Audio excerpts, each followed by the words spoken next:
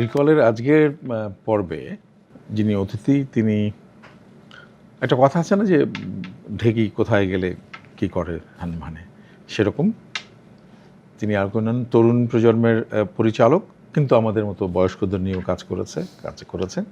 নাঈম ইমতিয়াজ নিয়ামুল, আমরা খুবই যারা এই ট্রেডে আছে তারা নিয়ামুলের সঙ্গে ছোট ভাই বড় ভাইয়ের সম্পর্ক। যে কজন আমরা দেখেছি তৈরি হতে দেখেছি আজকের এই অতিথিকে, আপনারা পরিচালক হিসেবে পেয়েছেন, আমি পেয়েছি কলিগ হিসেবে, বড় ভাইয়ের টিমের মেম্বার হিসেবে, আমার সঙ্গে বড় ভাই ছোটো ভাইয়ের সম্পর্ক। আজকে নিউ ইয়র্কের রিকল অনুষ্ঠানে আমরা তাকে পেয়েছি এই কাজের ক্ষেত্রে। আমরা তার সঙ্গে যাব। যেমন আমার মনে হয় যদি আমরা একটুখানি রিকল করি, আমরা যদি মনে করি যে প্রথম বইমেলায় কত বছর বয়সে তুমি গেছো বা কত সালে গেছো? প্রথম বইমেলা হচ্ছে আমি তখন মাত্র আফজল ভাইয়ের ওই জায়গায় কাজ শুরু করলাম। আমি প্রথমে ঢাকা থিয়েটারে মানে যে থিয়েটার মঞ্চ নাটক করার জন্য ঢুকলাম, বিকজ অফ আফজল ভাইকে পাবো ওই জায়গায়, এই কারণে। 2001 কি 2 ওই সময় আমি বইমেলায় গেলাম। তারপরে তো হচ্ছে যে আর যাওয়া হতো না, কারণ আফজল ভাইয়ের সাথে এত ব্যস্ত থাকতাম। কারণ আমি যখন ঢুকছি আফজল ভাইয়ের ওই জায়গায়, আমরা 6 মাস শুধু বিজ্ঞাপন শ্যুট করতাম। ডিএপি একটা ইয়ে ছিল ওই বেইলি রোডে, ওইটা আমাদের জন্য বুকিং থাকতো। তো আসলে কখন মানে দিন হয় কখন রাত হয় আমরা জানতাম না। রাতে শুধু বের হয়ে যেতাম, এবং অনেক সময় তো আমি বাসায় যাইনি, আমি অফিসেই থাকতাম, কারণ ভোরে আবার সকালের কল দিতে হতো এবং সবাইকে রেডি করে টাইম টু নিয়ে যেতে হতো। তো এরপরে আসলে খুবই কম, ইভেন কি আমি ঢাকা থিয়েটারে যেতে পারিনি, খুব কম যেতে পারছি। কারণ এক সেকেন্ড নিয়ামুল, আমি জাস্ট দর্শক আপনাদের দুটো প্রিয় মানুষের নাম চলে এসছে, আপনাদের প্রিয় অভিনেতা, পরিচালক, লেখক, অনুবাদক, বিজ্ঞাপন নির্মাতা বাংলাদেশের আফজাল হোসেন, তার টিমে এই কাজ করতো, সেই কথা এসছে। এবং যেই নাট্যদলের কথা বললেন ঢাকা থিয়েটার, সেটার প্রধান পুরুষ আমাদের সবার প্রিয় এবং বীর মুক্তিযোদ্ধা নাসিরুদ্দিন ইউসুফ বাচ্চু, সেলিম আল-দ্বীন সহ হুমায়ুন ফরিদি, সুবর্ণা মুস্তাফা এবং অনেক গুণী মানুষের অভিনেতাদের ভিড় সেখানটায়। নিয়ামুল সেই দলেও কাজ করতে যেও রেগুলার করতে পারেনি কাজ শেখার জন্য। আমরা শুনছিলাম নিয়ামুলের বইমেলায় যাওয়ার জায়গাটা নিয়ামুল প্রথম ঈদের কোনো কথা মনে আছে যে পোশাক কেনা, পোশাক দেখা বন্ধুদের সাথে ঈদের আগের রাত বা ঈদের দিন? এটা যখন আসলে স্কুলে পড়তাম তখন হচ্ছে ওই এক্সাইটমেন্টটা কাজ করতো যে মানে স্কুল মানে যদি পোশাক না আসতো পরদিন, ইভেন কি আমি এটাও করেছি, আপনার আগে যখন আনতো আমার পোশাক তখন আমি এগুলো পরে মানে কখন সকাল হবে, মানে কখন যাব, কখন দেখা হবে, বন্ধু বান্ধব সবাইগুলো দেখতাম, কিন্তু আমারটা আমি দেখাতাম না, কারণ আমি হচ্ছে যে রাতে সুন্দর করে রেখে, আর ওই দিন আর ঘুম হতো না, কারণ কখন সকাল হবে এবং আজান দিবে, নামাজ পড়ব। কোথায় থাকতো, মানে আলমারিতে না বালিশের নিচে না কোথায় থাকতো সেটা? এইটা আলমারিতে কেউ দেখতে পারে, এবং রাতে উঠে আবার যেহেতু যেন কেউ মানে আম্মা বা আব্বা কেউ টের না পায়, ওইটা আবার রাতে দেখতাম আবার রাখতাম, এরকম আর কি। স্বপ্নের জায়গা না। আর এখনকার ঈদটা কেমন হয়? এখন তো আসলে ঈদ আমি মানে এখন আর ঈদ আসলে ওই চামটা নাই। Very good. আচ্ছা, প্রথম আমার স্কুল পালিয়ে সিনেমা দেখা বা যাত্রা দেখা বা নাটক দেখা কোনটা প্রথম হয়েছে? ওইটা হচ্ছে আসলে আমি স্কুল পালায় ছবি দেখছি এই কিয়ামত থেকে কিয়ামত।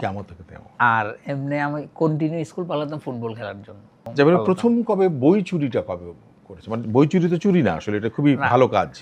মানে এইটি কখন করা হয়েছিল? হলে কোন লাইব্রেরি? না, এটা লাইব্রেরি, এটা হচ্ছে আমরা তো হচ্ছে ওই সময় আমাদের এলাকাতে তো টিভি ছিল না, তো আমরা হচ্ছে ওই যে বৃহস্পতিবার চলে যেতাম খালাম্মার বাড়িতে, তখন ওই জায়গায় গিয়ে টিভি দেখতাম।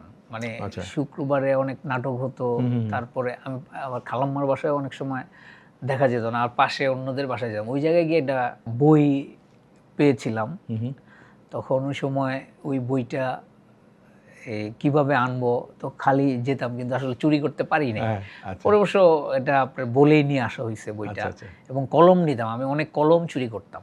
ঠিক আছে, সুন্দর কলম দেখলে। আর আমি হচ্ছে আপনার ওই যে মানে আমার মামা ছিল, এত সুন্দর করে লিখতো একদম গোটা গোটা করে, তা আমি উনাকে ফলো করতাম। আমি ওই বাসায় গেলে শুধু উনার জন্যই আমি ওই এবং আমার হাতের লেখা অনেক সুন্দর।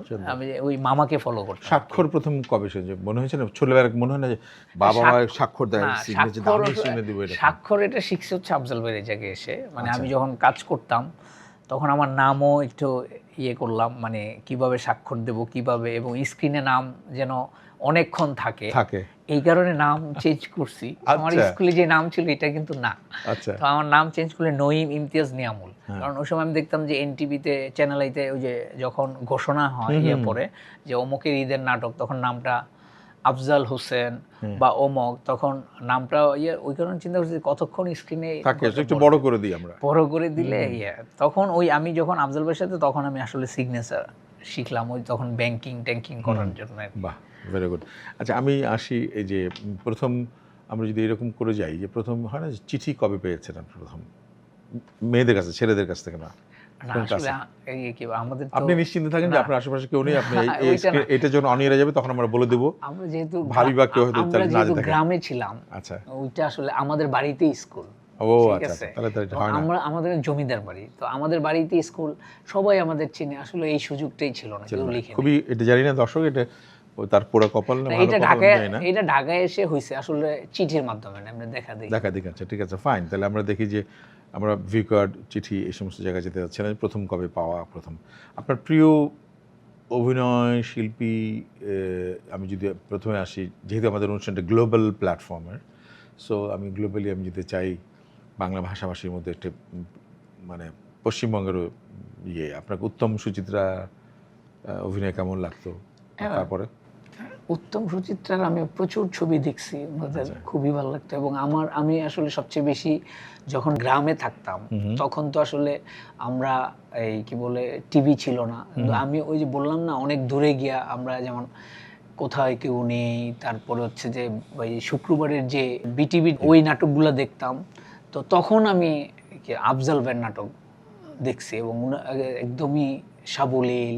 তো ওই জায়গা থেকে আফজাল ভাইকে আমার আসলে, এবং এসে আমি মাথায় নিছি যে আমি তখন তো রেডিওতে অনেক কিছু আমরা শুনতাম, যে তখন ভাইদের অনুষ্ঠান, ইভেন সমীয়াপা এবং সুবর্ণাপার এদের আমি কিন্তু যে রেডিওতে বিভিন্ন শুনে, তখন আমি যখন ঢাকায় আসছি তখন আমি এবং এই উনাদের সাথে কাজ কিভাবে করা যায় আমি প্ল্যানিং করলাম। তখন আমি থাকতাম আমার খালুর বাসায়, তো উনি এগুলো পছন্দ করতো না, এই যে নাটক মানে হচ্ছে আপনার গাঞ্জা খাবে, এই খাবে, ছেলে নষ্ট হয়ে যাবে, এগুলো আবার উনি আম্মাকে বলতো আর কি। তো প্রথমে আমার টার্গেট ছিল আমি ফুটবলার হব, আমি খুবই ভালো ফুটবল খেলতাম। তো ঢাকায় যখন আসলাম তখন ফুটবলের একটা, আমি 95-এ ঢাকায় আসি, এটা মানে কাটতির দিকে চলে গেল, ফুটবলের কোনো নেই। তখন চিন্তা করলাম, পরে হঠাৎ করে আমি পলিটেকনিকে, ঢাকা পলিটেকনিকে আমি পড়াশোনা করেছি ইঞ্জিনিয়ার, সিভিল ইঞ্জিনিয়ার। তখন আমার ওই জায়গায় আমরা থিয়েটার শুরু করলাম। তখন আমি চিন্তা করলাম, আচ্ছা যদি থিয়েটার করি তাহলে আমার ভালো জায়গায় যাওয়া উচিত, কিন্তু কেউ আসলে আমি ঢাকা থিয়েটার কোথায় এটা তো আমি জানি না। তখন আমি একটা আইডিয়া হলো যে এই পল্টনে হবে, এটা আমি একটা রেডিওতে একটা প্রোগ্রামে আমি শুনছি। তখন আমি সকাল ভোরে আমি খালুর বাসা থেকে বের হয়েছি, আমি পল্টনে গেছি। আমি পল্টনে প্রতিটা রাস্তায় রাস্তায় আমি খুঁজছি, এবং হঠাৎ করে আমার মনে হলো যে এই জায়গায় যেহেতু একটা বলে স্কাউটের অপোজিটে একটা আছে, দোকান আছে, তো ওই জায়গায় একটা বাদ্যযন্ত্রের হারমোনিয়াম, ঢোল, আমি ওদের দোকানে ঢুকলাম। ঢুকে বললাম, আচ্ছা ভাইয়া এই ঢাকা থিয়েটার কোথায়, আপনারা তো জানবেন। আপনার কয় আমাদের এই জায়গাতে মাঝে মধ্যে ঠিক করে নিয়ে যাই, এদিকে হবে। তখন এই একটা ধারণা, তখন আমি এই বাসার কাছাকাছি চলে যাওয়া হলো। হ্যাঁ, আমি ঢুকলাম, ঢুকতে সকালে বের হয়েছে, আমি রাত 9টার দিকে আমি খুঁজে পেলাম ঢাকা থিয়েটার। সারাদিন রাস্তায় ছিলাম এবং 9টার ওই দিন হালকা হালকা বৃষ্টি হচ্ছিল। তখন আমি ঢাকা থিয়েটারের সামনে তখন দেখি যে কামাল ভাইজি, তারপরে ওই যে শহীদুজ্জামান সেলিম, ফারুক ভাই এরা ঢুকছে। তখন বৃষ্টির মধ্যে, হালকা বৃষ্টির মধ্যে বাইরে দাঁড়ায় আছি, কামাল ভাই আসছে, কথাবার্তা বললো, কি করো এই সেই। তখন আমি অবশ্য তিতুমিরে পড়াশোনা করি, আমি চাকরি করছি না, বিকজ অফ যে আমি থিয়েটার করতে পারবো না।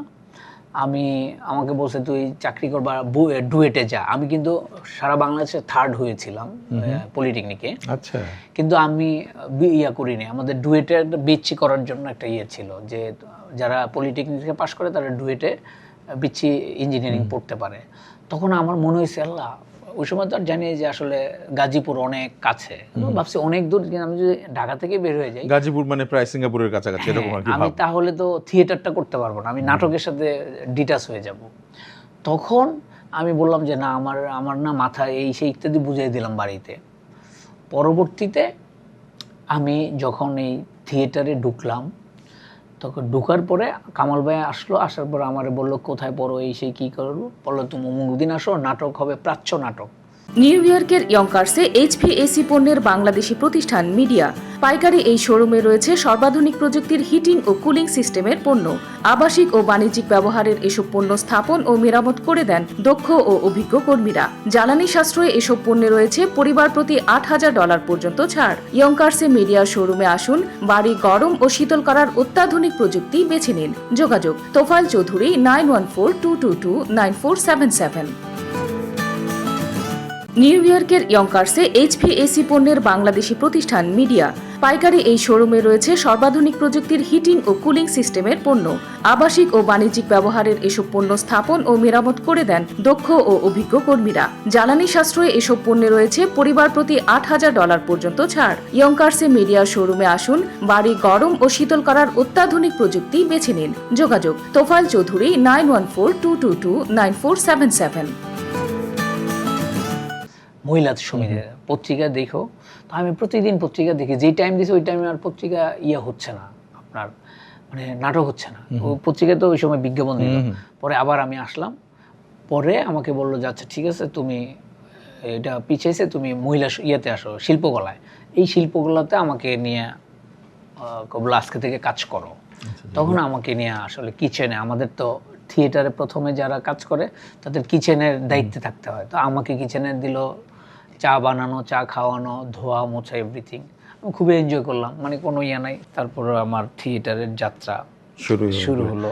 বিজ্ঞাপনের কাজের জন্যে আফজাল ভাইকে যেহেতু নিয়ামুল অনেক পছন্দ করে অভিনেতা হিসেবে, সেই হিসেবে প্রথম বিজ্ঞাপনের কাজের জায়গাটি কোনটা ছিল যদি আমাদের বলা যায় চটচট করে? তখন ছিল হচ্ছে কঙ্কা, টিভি, ফ্রিজ, তারপর হচ্ছে কি বলে, বাঁচতে হলে জানতে হবে। এটা পুরোটার সাথে আমি একদম এই প্রজেক্টের পুরোটার সাথে জড়িত ছিলাম। হ্যাঁ, বাঁচতে হলে জানতে হবে, এবং হেভি জনপ্রিয় ছিল পুরো ক্যাম্পেইন। আফজাল হোসেন কত বছর? আমি একমাত্র 5 বছর ছিলাম। আচ্ছা, ভেরি গুড। পর আমি প্রথম নিজে কাজ শুরু করলাম সেলিম আলদিনের। সেলিম স্যারকে ফোন দিলাম। সেলিম স্যার আমাকে, মানে উনি ছেলে হিসাবে আমাকে জানতো, যে আমার 2টা ছেলে, একটা হচ্ছে আফজাল আর তুই। তো আমার হঠাৎ, আমি যখন আফজালবের থেকে বের হলাম, তখন আমার হঠাৎ কি করব।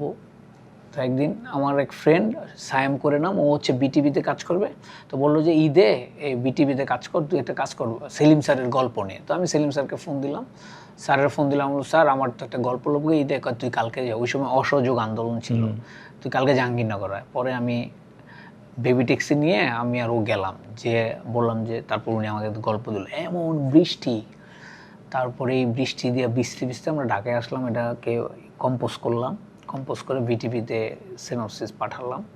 তারপর ওরা বললো যে তুমি নাটক, মানে সিনপসিস দেখে ওরা পছন্দ করে বলছে নাটক বানাও। তো নাটক বানাইলাম। মাহফুজ ভাইকে নেওয়ার খুব ইচ্ছা, মাহফুজ ভাই এত ব্যস্ত ওই সময়, তো আমার বলতেছে নেমুল আমি মনে করতে পারবো না তুমি।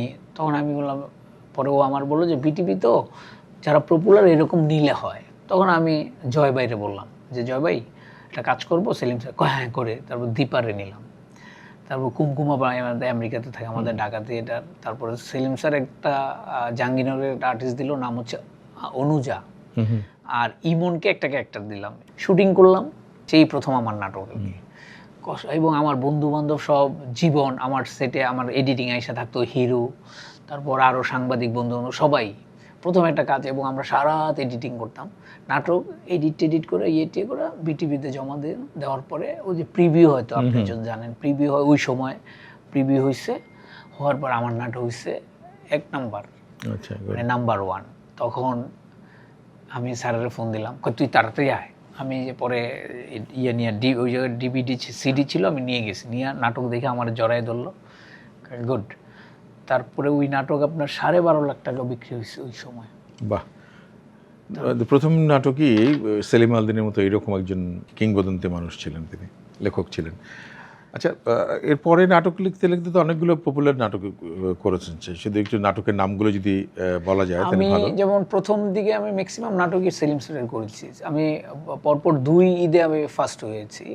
এটা ছিল যে সেলিম স্যারের নাটকের নাম ছিল হচ্ছে নিঃস্বরা ভালোবাসা, তারপরে ছিল আদিম আগুন জ্বলেছিল, তারপর ছিল আধারের দ্বীপ শলাকা, সেই তো এলে ফিরে।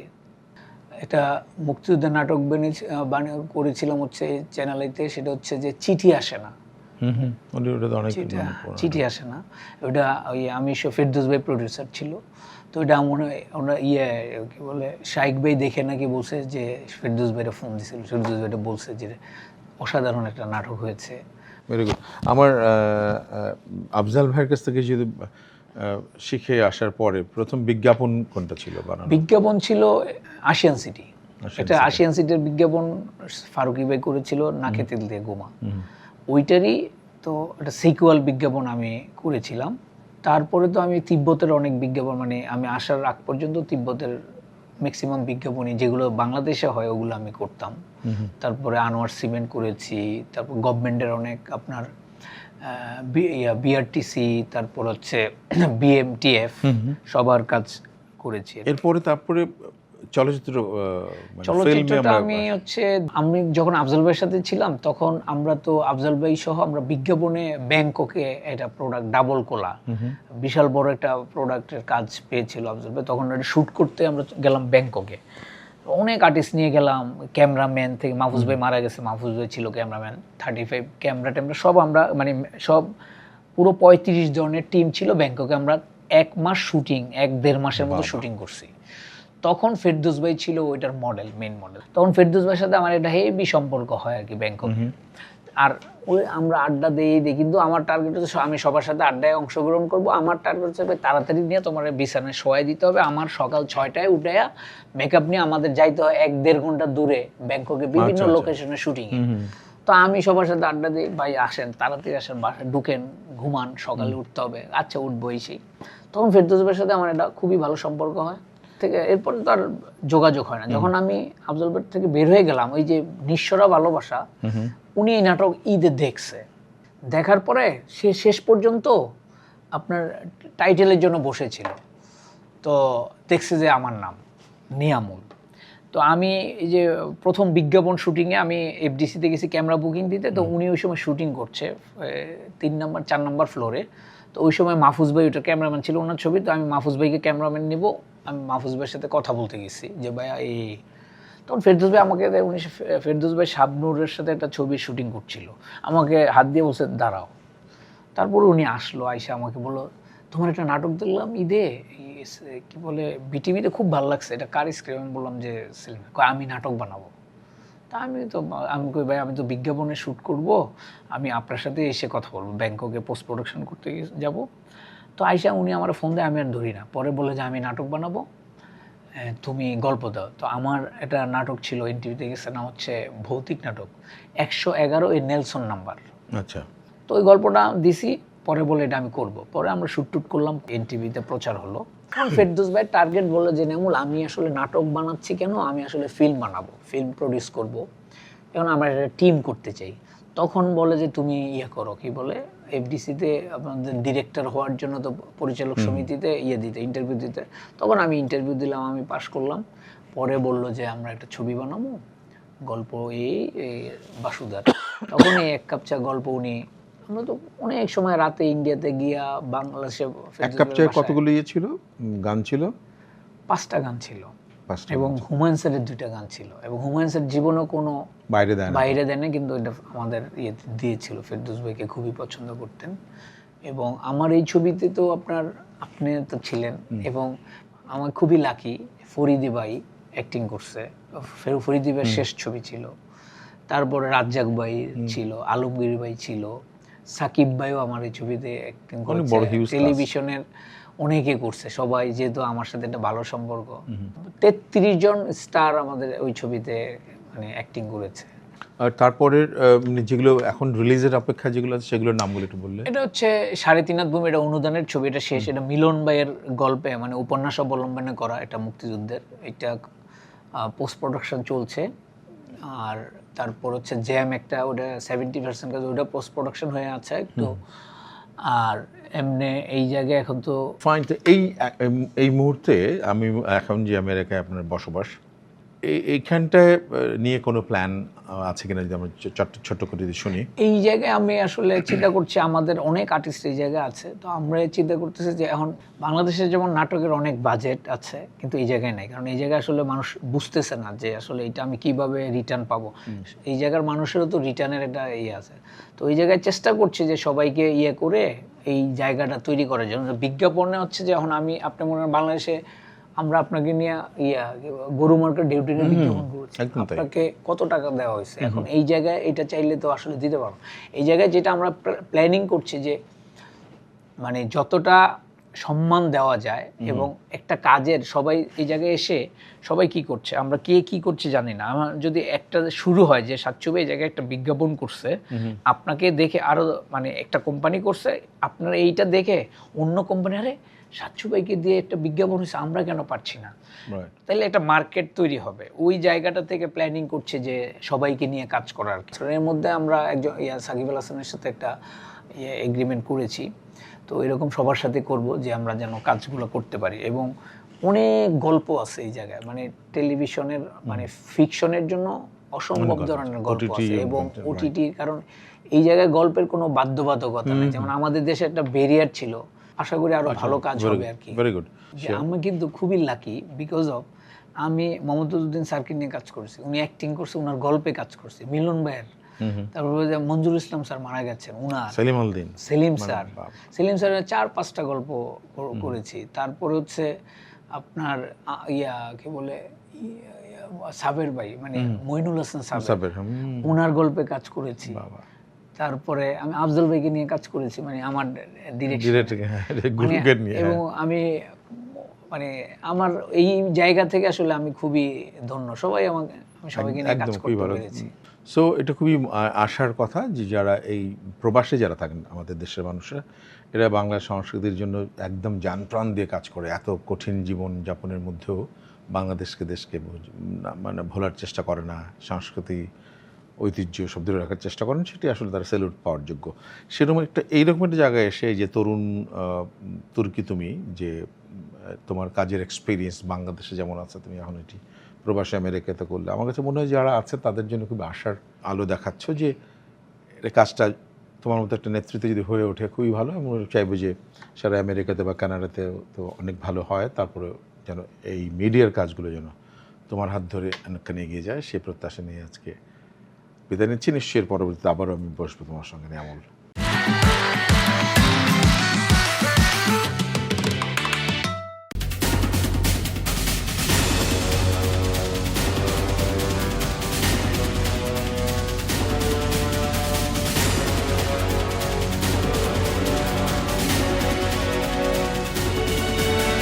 নিউ ইয়র্কের ইয়ঙ্কার্সে HVAC পণ্যের বাংলাদেশি প্রতিষ্ঠান মিডিয়া পাইকারি এই শোরুমে রয়েছে সর্বাধুনিক প্রযুক্তির হিটিং ও কুলিং সিস্টেমের পণ্য।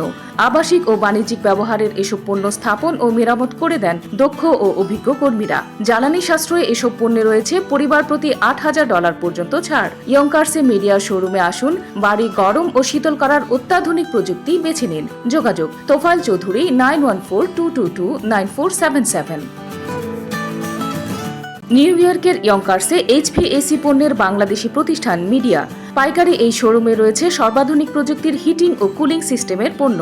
আবাসিক ও বাণিজ্যিক ব্যবহারের এসব পণ্য স্থাপন ও মেরামত করে দেন দক্ষ ও অভিজ্ঞ কর্মীরা। জ্বালানি সাশ্রয়ে এসব পণ্যে রয়েছে পরিবার প্রতি $8,000 পর্যন্ত ছাড়। ইয়ঙ্কার্সে মিডিয়া শোরুমে আসুন, বাড়ি গরম ও শীতল করার অত্যাধুনিক প্রযুক্তি বেছে নিন। যোগাযোগ তোফায়েল চৌধুরী 9142229477।